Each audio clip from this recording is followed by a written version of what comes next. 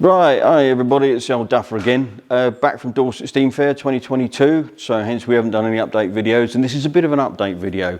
The CT, the bits are down at Oswaldbury Cranks being bored and new valve seats putting in. Like I said in the last video, my boring bar or boring head won't fit down inside, and just let them do it. We're just about to take the cab off the RL and get that sorted out underneath. There's a little bit of corrosion underneath to do, but nothing serious for one of those. I wanted to talk about bikes and the notion that we only ride in the summer in the UK and that bikes are big toys. They're very expensive big toys and a complete waste of money if you don't ride every day. For me personally, a motorcycle has always been transport, right from, when I started riding as a kid, right through to today. When my children were growing up, I rode a bike every day of the week, no matter what the weather, as transport, and my wife had the car at home at her disposal for running the children about and all that jazz when they were younger. We seem to have this notion that we've got to have bikes over 1000cc, otherwise you're gutless. It's just nonsense, and with the current situation, with cost of fuel and cost of living crisis, everybody's missing a trick.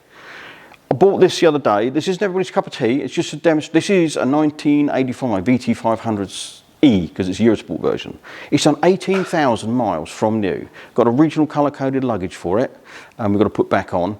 And I've got the C model from America, which you've already seen, and I made my big aluminium boxes.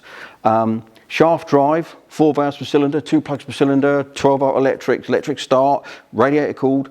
What's old hat about that, apart from maybe the styling, which is not everybody's cup of tea? What I'm trying to get across is, guys, you can pick up for £1,000 or less a perfectly good older machine. I've got a CB450DX over there, big super dream to a lot of people. I think that's got 20,000 miles on it now. I bought it from the family of the deceased owner, the original owner. I'm the second owner of it. Runs like a sewing machine. You can ride it all day, every day, anywhere you like, and it'll work perfectly. 500 quid. That kind of a nice one might cost you a bit more. These older bikes become MOT and tax exempt, so it's nice not paying road tax. You still have to maintain it, obviously you're going to kill yourself. But there's a lot of smaller bikes out there, sub 500cc that you can use as a hack. Having 2 cars in a family now, where one is just the partner who goes to work or whatever, and it's parked in a car park, does nothing else, and you have the big family car, which may well be parked at home or in a car park as well. What a waste of money. And, stop and think. If you're just taking your butties and yourself to work, why do you need a car to do it? The days of the 500 quid Nissan Micra K11, to bomb around in, are over. Cheap. They're now, good ones are well over £1,000. Really nice ones hitting £2,000, which is lunacy for a 20-year-old car. That's the position we're at. I rode for 25 years, all year round, no matter what the weather. I've had one accident, thankfully, touch wood, come off in black ice. Front wheel went out, I went over, wasn't going fast, made a mess of the bike, and I was a bit injured, but thankfully in 40 years of biking, that's all that's happened to me. You can have a lot of fun on a small capacity machine. A modern 500 goes like stink. Will get you into license losing territory very rapidly. You don't need a 1000cc sports bike with your arse in the air going like a dingbat, because you're just going to get hurt. And they're not very good on fuel. They're rubbish, actually. Because some of the guys I know have got them are quoting 35 to the gallon. What? That's ridiculous. These do 70 to the gallon if you ride them sensibly. Probably a bit more on the motorway. Not bad for a 40-year-old banger, is it really? Stop and think. We need to stop riding motorcycles as toys in the UK. Use them as transport. That's what they're designed for.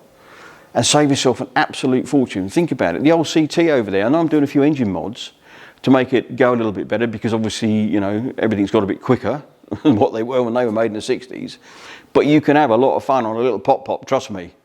Making the most of that little engine and the gearbox. You learn how to ride, whereas these big high-performance bikes, you get it into top, and you just open and close the throttle, and that's it. You don't have to ride it, like we all did back in the day when we all were driving knackered 2-stroke gutless wonders. I mean, I've had bikes in the early days that were so ropey that the kickstart spline had worn, and the only way we start it was bump start it. That was your lot, but it got me to and from work. I might have bought it for a few quid at the free ads, the yellow paper that would no longer exist. You've got to be my age to know what that is, and get all the parts. This was long before the days of the internet. Cobble together all the parts, get it going, bang an MOT on it, and you ride it to work. You ride it everywhere. And it's an absolute hoot, because you lay across the tank to make it go faster going downhill or uphill, whatever. You just get the best out of it. So what I'm saying is, we all need to stop and think. We're all spending far too much money on things we don't need. You don't need 2 cars most of the time if you actually stop and think about it. I never did, and that probably goes for a big percentage of us. You could get away with a 500cc motorbike for all your needs. You can tour around the world. I know I promote Ed quite a lot, C90 Adventures. He rode an 88 C90 all around the world. So that means everything else bigger than that was a complete waste of money. It's not. If you like your big adventure bikes and all the rest of it, I'm only short. I can't get on the damn things about a step ladder, you know, have one. But if you just want fun, reliability, and keep your costs down, you can have a lot of fun on 500ccs or less. I won't buy anything now bigger than 500ccs. I've done it. Guilty as charged. Great, what a waste of money. Eat tyres, eat brakes, because it's so heavy, you know? Rubbish on fuel. Right, back again after a slight camera operative error. As I was saying, there's a lot of fun to be had on small capacity bikes. In a sub 500cc, you don't need anything bigger. Unfortunately, you have to do CBT, and you can ride a 125 if you're over 17, and you have to keep doing your CBT if you don't go for the full license. If you can ride, it's not that difficult to do, and you can have a lot of fun on a bike. And I do think we're missing a trick here. The powers that be want to ban us because motorbikes are dangerous. Look, bikes are not dangerous, people are dangerous. If you ride like a twit, you're going to get hurt. So just look around, see what's out there, you know, and I don't mind getting involved. If people have got on a bike that needs a little bit of therapy and we can help them out and get them on the road and save them a few quid, you know, get in touch. You know, obviously I'm not going to rebuild a clunker for free, but I'm happy to help out where I can if you want to go down that road. It's just really a bit of information, this video. Just have a think about it, have some fun, save yourself a few quid, and I would never give up riding motorcycles. You know, I've got Class 1 HGV, and I've worked and driven trucks all over the place, you know, as well as cars and the rest of it, and I love riding a motorcycle. Even with my dud hip, I'm still riding. Getting off and on's a bit of a trick, but once I'm on, sometimes I fall off when I'm trying to get fuel in a petrol station, to everybody else's amusement, but I'm still riding, and I won't give it up at all. You know, one of the best things I ever did was get a full bike license when I was younger. So that was it. Bit of information, just a bit of ideas on how to save money in this climate we have now of no money, well, for us ordinary people anyway. So next video we'll be back on the CT, because we'll have some bits back, and we'll get that engine put back together. We'll show you that one. All right, till next time.